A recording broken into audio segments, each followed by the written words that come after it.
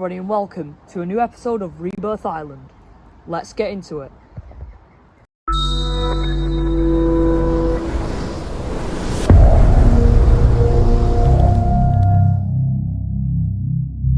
Tonight is a gruesome night, for of course earlier, that flood has caused panic across the island.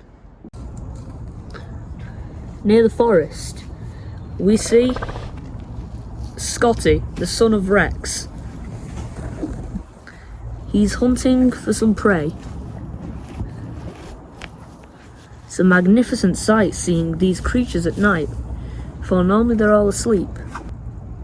But he's being stalked by the female Daspletosaurus, who has caught rabies. She has been attacked by a herbivore, making her lose some of her skin and an eye. She will probably kill Scotty tonight. Here is a rugops. They're getting a lot more common on the island, but what's it roaring at exactly? It's a territorial dispute. Scotty is angry. The rugops tries to leave, but Scotty immediately takes him down.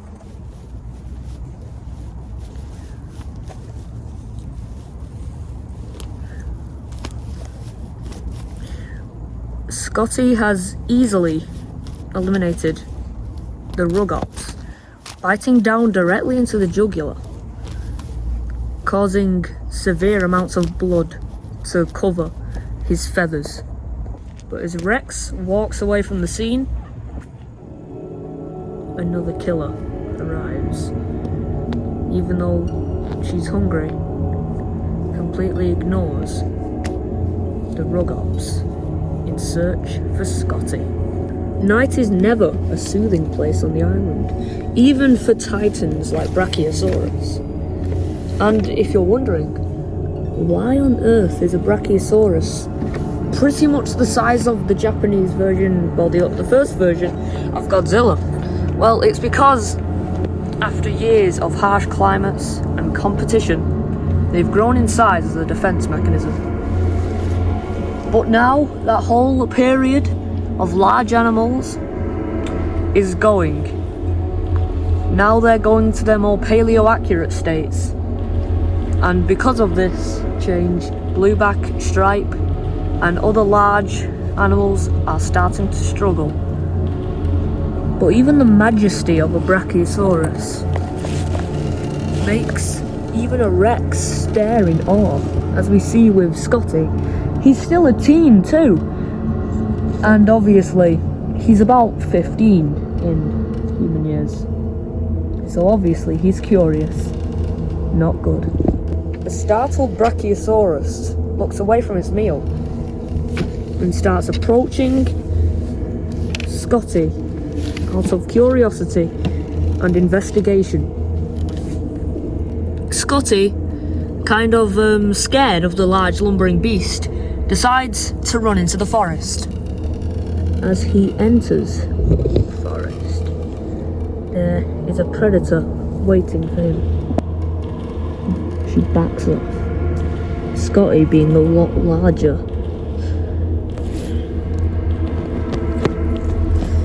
Scotty bites and pushes her away. This is more of a freak out. Well, not the weird one. Wait, cut. This is more a freak out instead of an actual battle, and it's more of a territorial dispute between two large predators. Scotty just bites the snout. A dominance display, really, before pushing her away and letting out a roar. But little does the female Daspletosaurus know, Scotty is terrified at the sight of blood dripping down from her upper jaw, through her jagged teeth, to her lower jaw. But either way, she doesn't want to risk to die, and moves, just to start the stalk again. They roar at each other. Here we see that the male iguanodon, having a late night feast, if you will, But little does he know, just in the distance, he's being stalked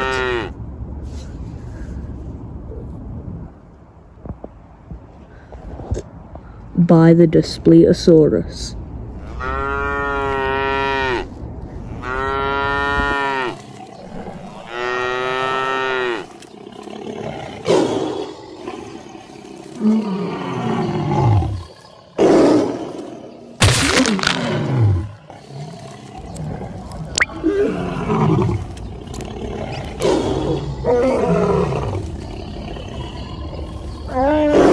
Blood spills forth into the lush grass.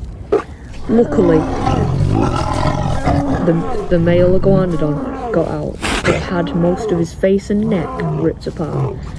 He has less defense than a crying baby. And the female takes advantage of this. And the thing is,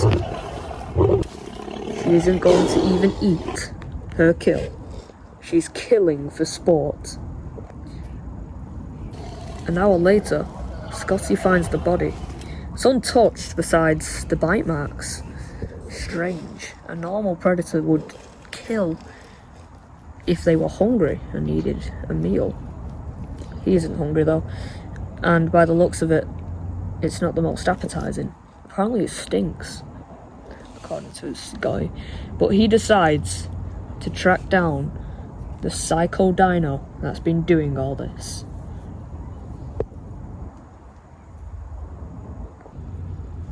The female is off to kill something else, but out of the bushes comes Scotty, startling her. They soon fight. Scotty gets a good first bite, but the female bites down again. Scotty's jaw being a lot larger gives him the upper hand.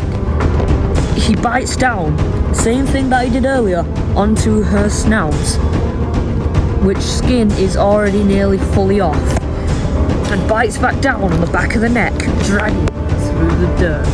Now on Dinosaur Island, unlike nature, the dinosaurs are a lot more smarter, including the primal animals too, such as golden octopus and all that. And they know when something isn't good.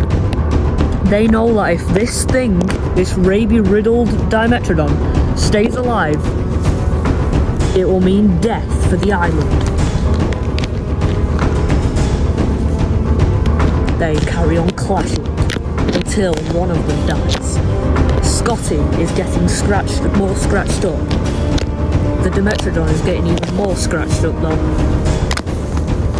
Scotty's rammed back into the bushes, bitten and bitten on the side until he finally pushes away, biting down on her neck and throwing her into the bushes again, pushing.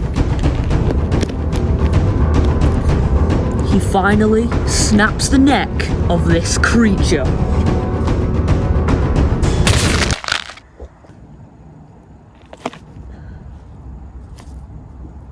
He finally has won his first battle, and he lets out a roar into the night.